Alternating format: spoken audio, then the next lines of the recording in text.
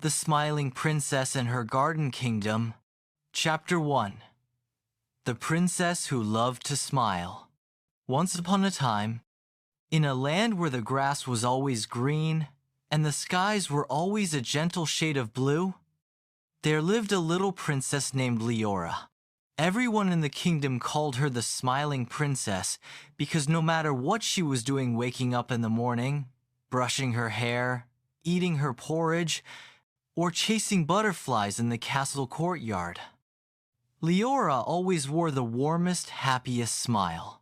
Her smile was so bright that even the sun peeked out from behind the clouds just to see her. And when she laughed, oh, how the birds stopped singing for a moment just to listen to the sound of her giggles. But what made Princess Leora's smile even more special was that it came from her heart. She didn't smile just for herself. She smiled because she loved her kingdom. And she loved the people, animals, and plants that lived in it. Good morning, Roses, she would say, walking into the garden. Hello, bees.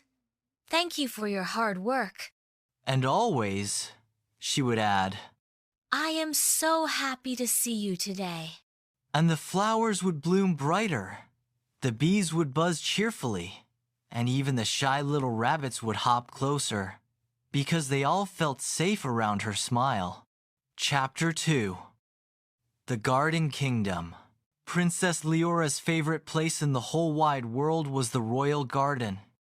But this was no ordinary garden. It stretched for miles and miles, with fields of daisies, orchards of golden apples, sparkling streams where lilies floated, and secret groves where magical creatures hid. Some people called it the Garden Kingdom because it was so alive, so full of wonder, that it felt like a world of its own. The garden had many sections.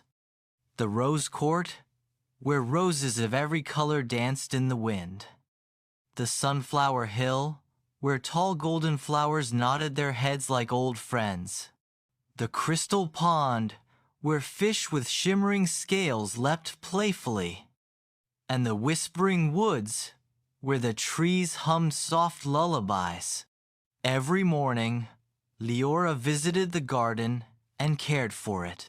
She watered the thirsty flowers, spoke kindly to the plants, and helped the gardeners plant seeds. But most importantly, she shared her smile. Flowers like water, sunshine, and smiles, she often said. That is how they grow strong. And indeed, the plants in the Garden Kingdom grew stronger, brighter, and more magical than anywhere else in the world. Chapter 3. A Little Problem.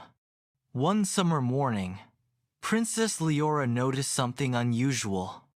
She walked to the rose court, ready to greet the roses as she always did. But the roses were drooping.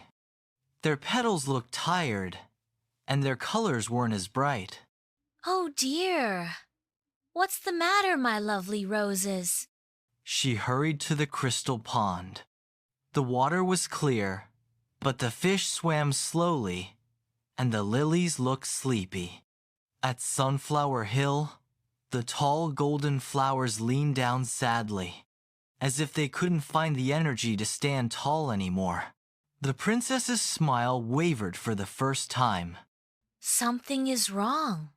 Chapter 4. The Wise Old Man. Whenever Princess Leora had a problem, she visited Tobias, the oldest and wisest man in the Garden Kingdom. Tobias lived under a shady oak tree near the Whispering Woods. His eyes twinkled with kindness. Good morning, Tobias, said Liora, bowing politely. The garden is sad today.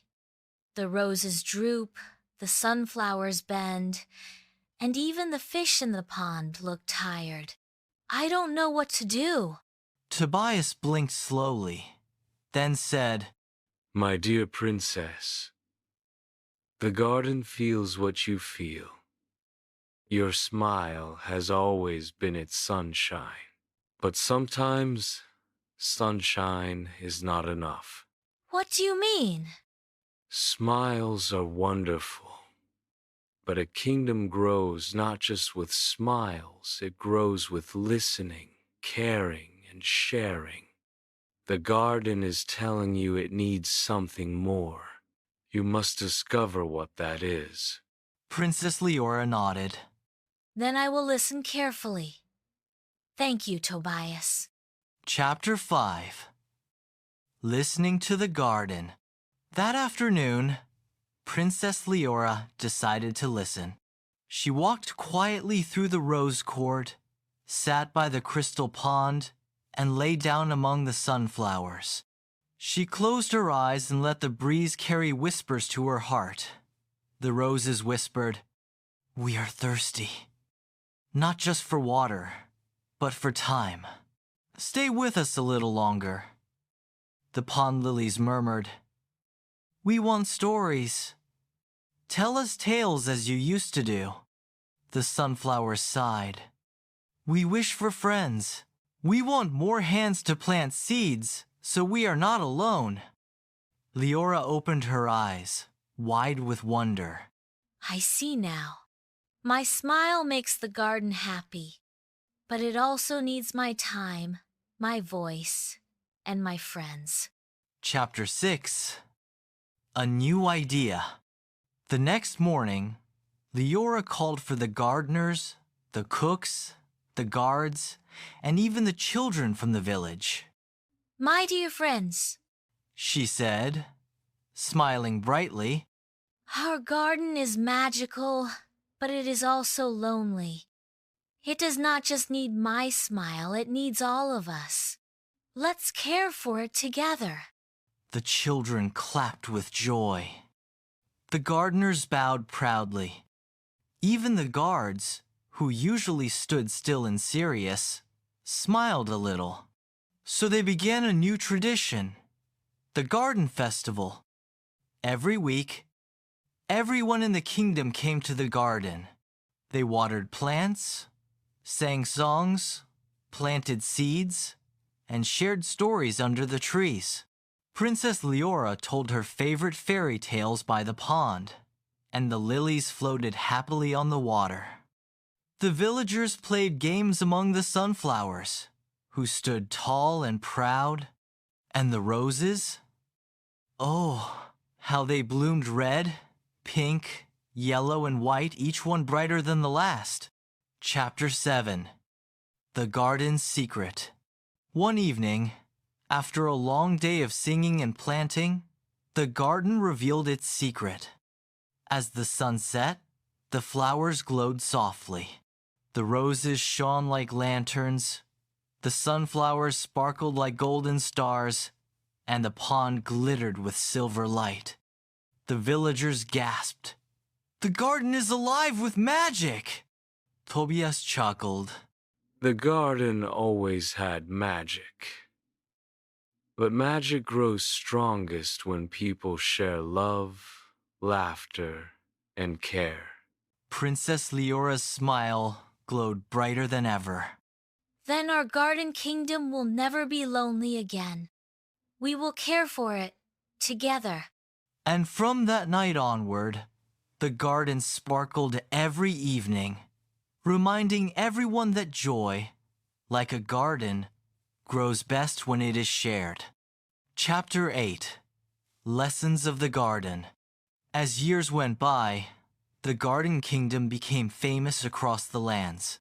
Travelers came to see the glowing roses and the sparkling pond, but they always left with something even more precious a lesson. For the children learned, smiles can brighten someone's day, but listening makes them feel loved. Sharing time is as valuable as sharing gifts. Working together creates magic that no one can create alone. And so, the Garden Kingdom was not only a place of flowers and streams, it was a place of kindness, patience, and friendship. Epilogue. The smiling princess and Princess Liora? She kept on smiling, of course, but her smile was no longer just sunshine. It was also the gentle rain, the soothing breeze, and the soft earth where new seeds could grow. The people of the kingdom loved her not just for her smile, but for her heart. And the garden loved her too, because it knew that she listened, cared, and shared her joy with all. And whenever children in the kingdom felt sad, they visited the garden, where the roses whispered, the lilies laughed, and the sunflowers swayed, reminding them of the smiling princess who taught them that happiness grows best when it is given away. And so the garden kingdom bloomed forever.